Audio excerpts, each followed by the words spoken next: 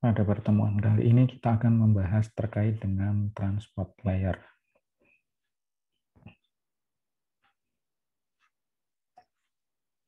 Jadi kalau kita mereverse pada standar TCP/IP model, ada 4 layer, yaitu network access, internet, transport, dan application.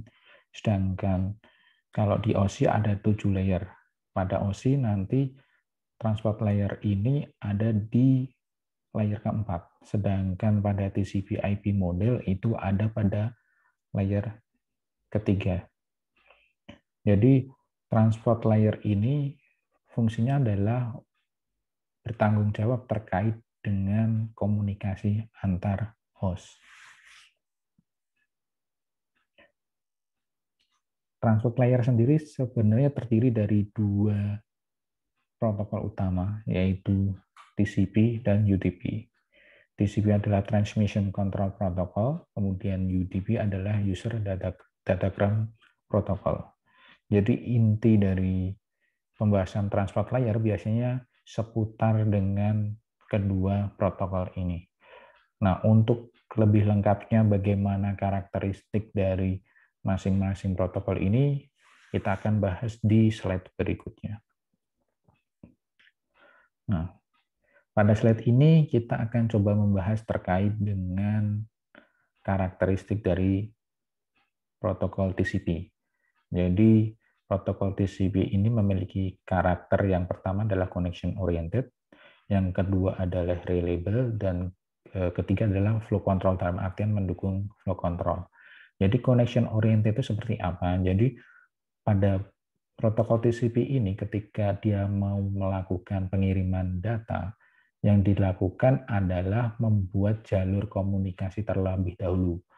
Atau di sini di TCP ini, di protokol TCP ini kita familiar dengan namanya three-way handshaking. Jadi itu adalah proses pembentukan jalur komunikasi yang dilakukan oleh TCP ini. Jadi sebelum mengirim data, dia harus membuat jalur terlebih dahulu. Kemudian TCP ini juga memiliki sifat reliable. Reliable itu adalah dia memberikan garansi terhadap pengiriman datanya. Jadi ketika ada proses pengiriman dari host A ke host B, nah ketika di penerima atau di host B misalkan terjadi kerusakan, maka protokol TCP ini akan meretransmit atau mengirim ulang data-data yang rusak tadi. Sehingga nanti di penerima data-data tersebut nanti akan disusun kembali sesuai dengan urutan. Jadi pada protokol TCP ini nanti akan ada proses semacam numbering. Jadi ketika sudah sampai di penerima, nanti akan disusun kembali sesuai dengan urutan tadi. Jadi meskipun ada pengiriman ulang, nanti proses penyusunan data tadi disesuaikan dengan nomor yang sudah diberikan oleh protokol ini. Kemudian yang berikutnya adalah protokol TCP ini adalah mendukung proses flow control. Dalam artian ketika misalkan resource yang digunakan pada salah satu ataupun kedua host ini tidak maksimal atau dalam artian resource-nya rendah, maka si protokol TCP ini mampu untuk menyesuaikan dengan kemampuan si resource tersebut. Jadi contohnya misalkan load-nya tinggi, sehingga resource dari komunikasi yang digunakan untuk komunikasi antar host tadi rendah, maka TCP ini mampu menurunkan rate untuk pengiriman data tadi. Jadi dia melihat dari resource host dan jaringan yang digunakan pada proses pertukaran data. Jadi itu adalah karakteristik dari si protokol TCP. Nah, Untuk header dari TCP sendiri lumayan banyak, dalam artian dia membutuhkan bit yang lebih banyak dibandingkan dengan, atau header yang lebih banyak dibandingkan dengan TCP, karena di situ TCP protokol ini membutuhkan banyak parameter ya. Contohnya tadi untuk flow control, kemudian untuk penomoran tadi yang digunakan nanti ketika melakukan penyusunan data kembali di penerima dan sebagainya. Jadi bisa dibilang bahwa header TCP ini lebih besar dibandingkan UDP. Nah, ini adalah beberapa aplikasi yang bekerja biasanya menggunakan protokol TCP. Contohnya adalah ada HTTP, kemudian FTP, ada SMTP, dan SSH. Nah, ini adalah proses pembentukan jalur tadi. Jadi, pada TCP ini kan ketika mau mengirimkan data, dia harus membuat jalur terlebih dahulu. Jadi, ada proses handshaking antara pengirim dan penerima. Nah, ini adalah proses pembentukan jalurnya. Ada 3 poin yang atau 3 alur yang digunakan untuk membentuk suatu jalur pada komunikasi TCP. Kemudian ini adalah proses pemutusan jalur tadi. Jadi ketika proses pengiriman data sudah selesai, maka jalur tadi bisa diputuskan agar bisa digunakan oleh host yang lain. Jadi ini adalah proses pemutusan jalur komunikasi pada TCP protokol. Nah, berikutnya adalah terkait dengan UDP. Jadi bisa dibilang bahwa UDP ini mungkin bisa kita bilang bahwa itu kebalikan dari TCP itu sendiri. Jadi karakternya adalah, pertama adalah connectionless, kemudian yang kedua adalah base effort, yang ketiga adalah jadi si UDP ini tidak melihat ketersediaan resource dari si host ataupun jaringan yang digunakan. Jadi entah itu jalurnya sedang padat atau resource-nya sedang rendah, nah itu tidak dilihat. Beda dengan tadi dari TCP ada proses flow control. Jadi ketika memang resource-nya kecil, dia akan mengurangi rate pengiriman data tersebut sehingga data itu juga tidak banyak rusak. Jadi seperti itu, atau bisa dibilang data itu nanti bisa sampai meskipun di situ tidak terlalu cepat. Jadi seperti itu. Jadi bisa dibilang bahwa UDP ini memang berkebalikan dengan TCP.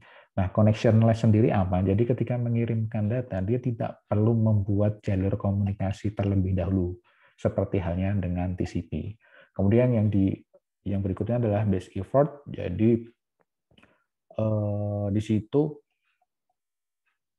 pengirim akan mengirimkan data ke penerima, kemudian jika data itu diterima atau tidak ada proses pengiriman ACK atau acknowledgement ini. Jadi beda halnya dengan TCP, ada proses ACK, jadi diterima dengan baik atau tidak datanya. Kemudian jika tidak, maka ada proses retransmit. Itu untuk TCP. Sedangkan UDP tidak seperti itu. Jadi ketika data dikirim, ya sudah data dikirim saja. Jadi misalkan itu data rusak atau data diterima dengan baik, si pengirim tidak mengetahui hal tersebut. Jadi seperti itu. Nah, jadi itu karakteristik dari UDP. Memang bisa dibilang TCP vs UDP, jadi memang berkebalikan. Nah, ini adalah TCP header, UDP header. Jadi UDP header ini lebih simpel dibandingkan dengan TCP. Jumlah bitnya juga lebih kecil, jadi headernya juga ukurannya akan lebih kecil. Jadi kalau bisa dibilang ketika kita menggunakan jalur komunikasi yang resource-nya rendah, sebenarnya ini lebih maksimal atau lebih optimal karena dia menggunakan header yang lebih kecil. Cuman memang dilihat dari karakteristik tadi tergantung dengan penggunaan aplikasinya ya, apakah dia memang butuh jaminan bahwa data itu harus selalu sampai ke penerima atau tidak. Jadi apakah kita menggunakan yang UDP atau TCP itu tergantung dengan kebutuhan dari si aplikasi atau user. Jadi seperti itu. Nah, ini adalah contoh aplikasi yang digunakan di UDP. Contohnya adalah DHCP, DNS, SNMP, TFTP, VoIP, dan video conference. Nah, UDP ini lebih banyak digunakan pada proses-proses real time. Contohnya adalah VoIP, video conference. Jadi, karena memang bisa dibilang header UDP tadi lebih kecil, sehingga bisa dibilang lebih hemat bandwidth. Yang pertama, yang kedua dari sisi kecepatan akan lebih cepat dibandingkan dengan TCP, misalkan menggunakan resource yang sama. Kenapa? Karena di UDP, yang pertama adalah header lebih kecil, otomatis lebih hemat bandwidth. Kemudian dia tidak perlu melakukan pembentukan jalur dulu, jalur komunikasi dulu. Jadi bisa dibilang lebih cepat.